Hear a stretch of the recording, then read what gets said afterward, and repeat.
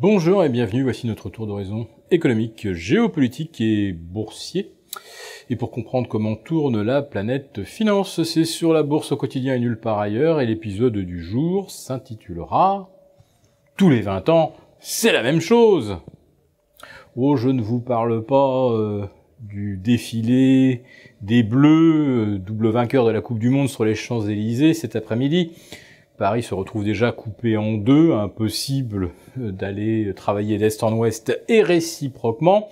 Donc on va dire que déjà cette journée de célébration pour les Parisiens, c'est presque une journée de travail perdue. Non, je faisais allusion à cette période de 20 ans, à ces sommets historiques inscrits le 13 juillet 1998. La veille, c'est vrai, l'équipe de France de Zidane avait gagné la Coupe du Monde. Mais le 13, tous les indices boursiers mondiaux inscrivaient un zénith historique. À l'époque, le CAC 40 Global Return venait de franchir la barre symbolique des 6000. Le DAX, son jumeau, valait aux alentours de 6100. Que valait alors le S&P 500 ? 1170. C'était un record absolu. Que valait le Nasdaq ?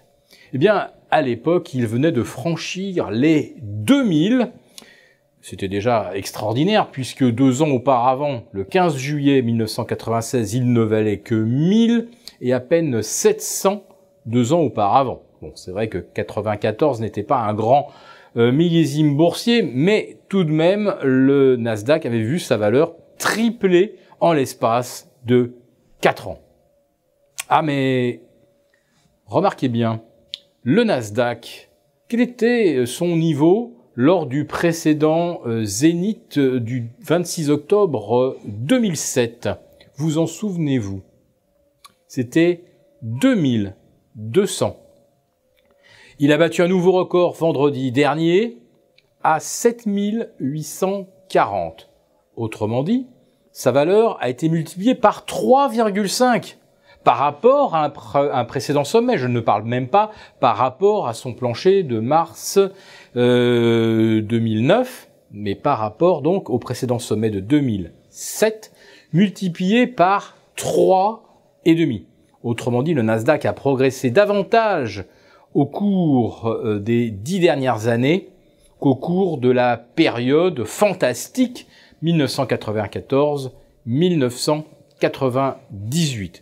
Et les multiples sont évidemment devenus stratosphériques.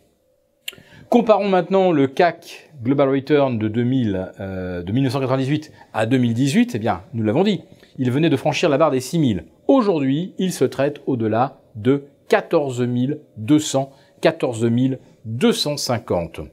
Autrement dit, il a été multiplié par 2,4.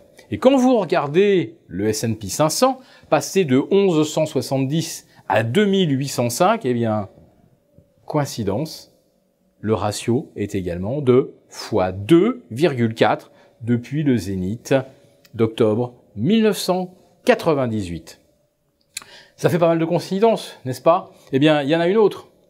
En 1998, le cycle de croissance était au zénith aux États-Unis. Le chômage était au plus bas depuis 1973 et les salaires se remettaient à progresser.